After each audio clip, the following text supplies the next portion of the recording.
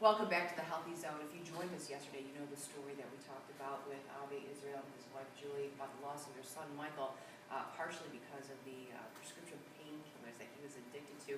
Today we're going to talk about how he was moved to take action after he lost his son. Avi, thank you so much for joining us. Joining us also this morning is Fierle from Blue Cross Blue Shield. You are the Chief Communication Officer there.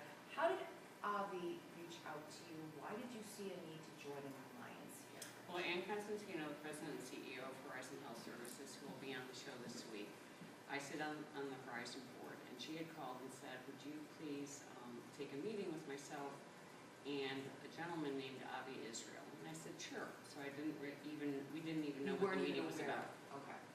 And so Avi came in and met with myself and Karen Blount, who oversees healthcare services. And the story began from there. Well, tell us the story. What was your goal there? Well, my goal was really, I felt like I should go in there and let them know about kids that need help, that need care. And we cannot really just reject the kids no matter what, whether or not they have insurance or don't have insurance. In Michael's case, he had insurance, and Michael was rejected for care, and it kind of upset me because Blue Cross and Blue Shield had a record of him. And as soon as I walked in, Gretchen took the fight out of me because she said, what can we do? And my immediate answer was, let's educate the public, let's educate the doctors. And she said, okay. So your goal, meeting with Gretchen, was to achieve what? To achieve healthcare or education for people. And they came through. So you picked up the ball, and where did you go with that, Gretchen? So Karen and I on the spot said we're in, and just because of the partnerships we have with media and in the community, and just being the largest health insurer, knowing that we could really leverage that strength and really create collaboration, we just started a road show. So we said that we were going to put a stake in the ground to create an awareness campaign and education, including a website that would have a 24/7 hotline, because healthcare is so complex, it's so hard to navigate the system.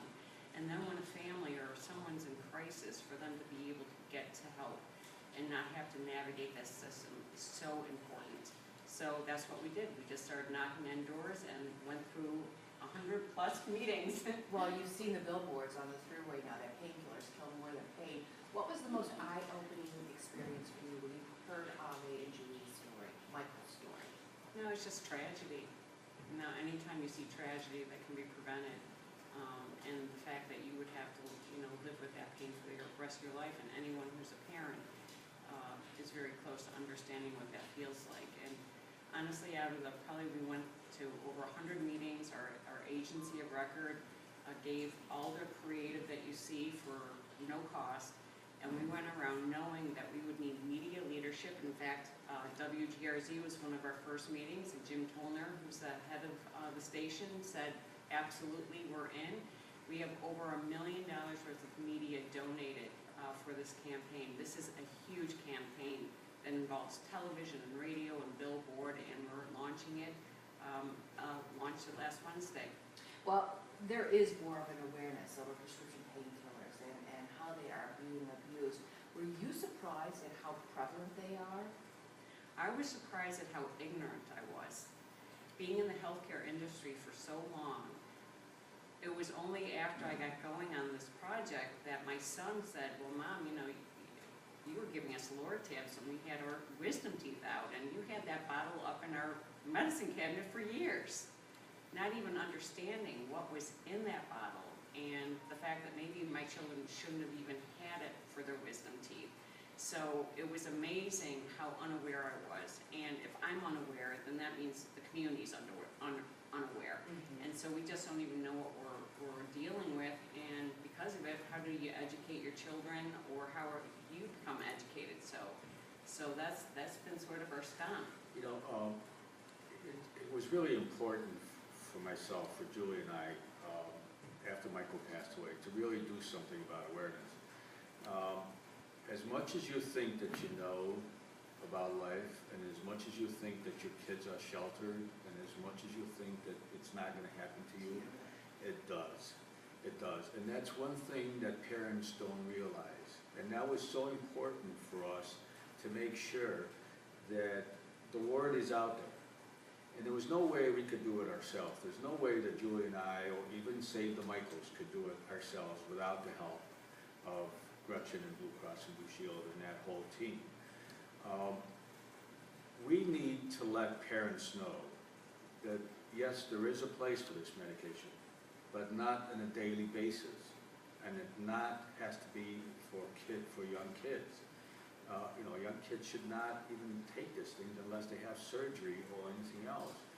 We needed to educate the doctors, and we did that with a CME, which was fantastic. We had close to 300 doctors on a Thursday night. Doctors need to realize that I don't need to give this pill for a twisted finger or whatever. A little bit of pain. A little bit of pain, yeah. We did, after Michael passed away, we got involved and we passed iStop, which is fantastic. So it stops. Explain what iStop. Well, iStop is a system where a doctor can check to see whether or not a patient is getting pills somewhere else, or whether or not he's getting too many pills, or whether or not the refills are shorter than 27 days.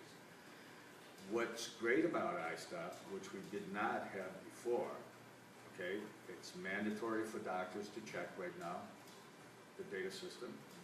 And what's better than that is all pharmacies are connected together.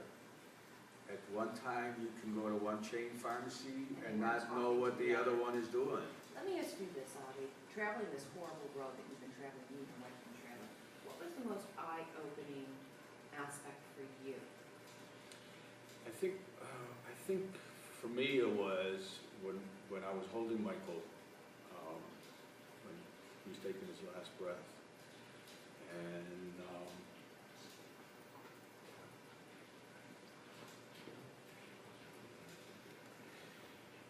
holding my son and saying, this is not supposed to happen. He wasn't supposed to die.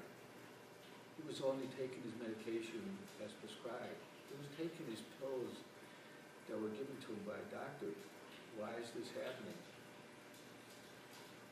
And I realized that we really don't know anything. When Michael told me that, Pops, I'm addicted, I had no clue what it meant. I had no idea what it meant. If you could say something to other parents out there who think maybe their children are suspected to be abusing.